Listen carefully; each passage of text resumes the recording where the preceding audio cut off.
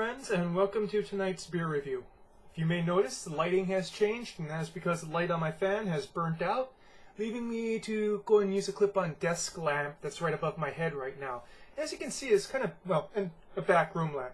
As you can kind of see, it's kind of makes life a little bit easier, makes it easier to see things. So, today I'm going to be reviewing Redhook's Out of Your Gourd Pumpkin Porter.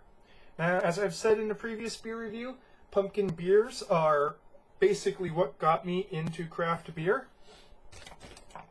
And so I'm really looking forward to this. I should probably turn off this back light here. It's really too bright. There we go. Much better lighting now.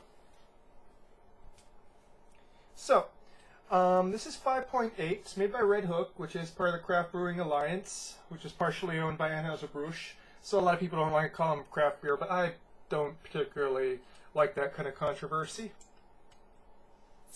As I've said, I've been letting this warm up quite a bit because, one, it's a porter, and two, it really tastes a lot better warm. Well, I wouldn't say warm, but, you know, sort of British temperature. Oopsie, pouring a little bit too vigorously here. That's okay, it's a little bit carbonated. So just pouring a frothy tan head. And holding it up to the light here. It's pretty darn opaque. It's a lot darker in here now. I'd say it looks about, let me go and stand this up here. Yeah, a very dark brown ruby.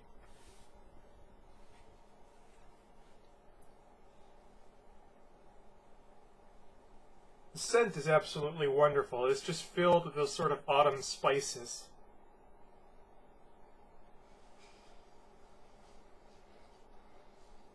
Just cinnamon, nutmeg,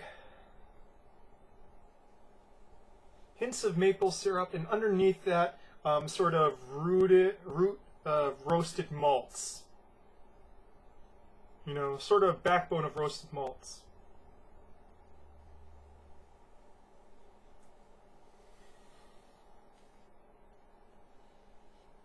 It really does smell like putting, you know, pumpkin pie up to the nose. Mm.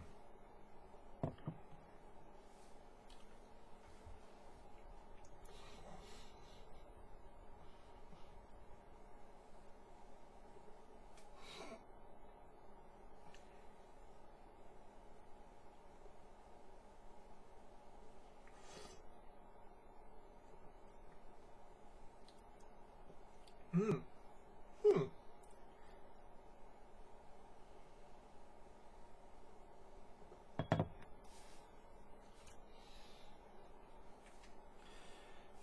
The finish is primarily of the malts, slight hints of bittering hops, but mostly of the dark roasted malts.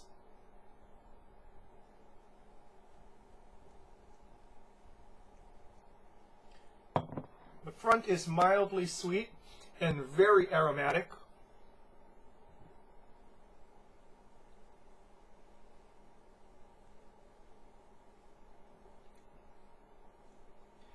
You don't really pick out those autumn spices, though. The primary thing I'm kind of getting in the mid palate there is a strong hint of anise, star anise.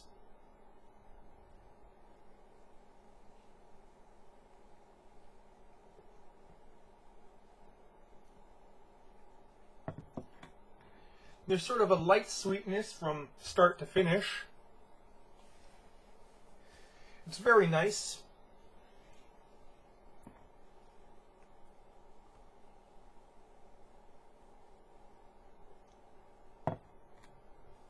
Mouth feels a little bit overcarbonated for a porter.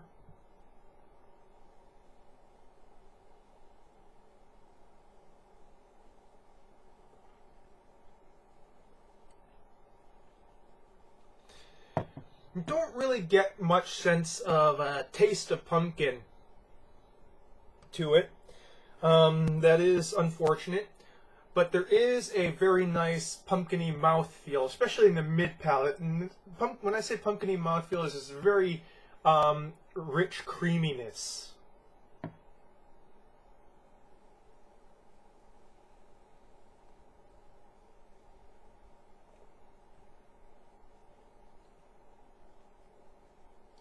Unfortunately, you don't get any of that really squash flavor with it that I really love from a good, well-made pumpkin beer. But I'm kind of happy with just the creaminess of it. Especially since I don't got much choice when it comes to pumpkin beers here in Hawaii.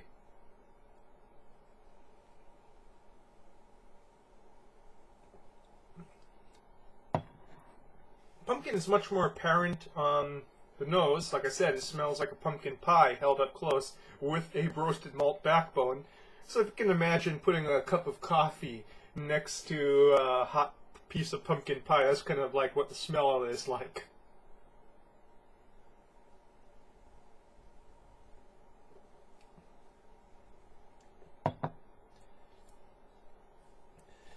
But definitely the dark roasted malts are what lasts on the palate and what comprises most of the finish. And it is kind of interesting how the spices don't really stand out separately. In the Blue Moon one, which I'm probably not going to review because I'm not too big of a fan of the Blue Moon Pumpkin Ale, you know, the holiday spices sort of stand out separately. This one, they kind of all blend together and mix in with the dark roasted malts to kind of create this sort of anise note to it. But I love anise. I haven't done any absinthe reviews because I'm a poor person. If I was rich, I would be reviewing absinthes.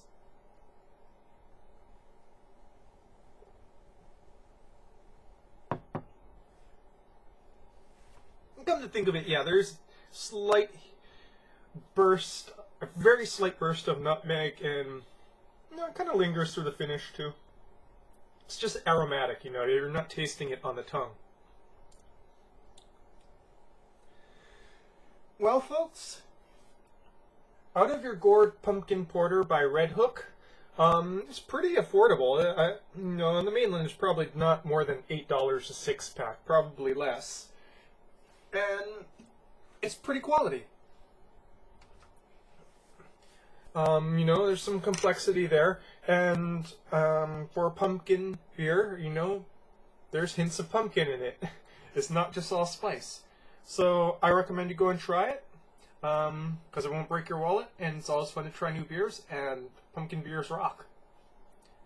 That's your beer review for tonight, folks. Cheers.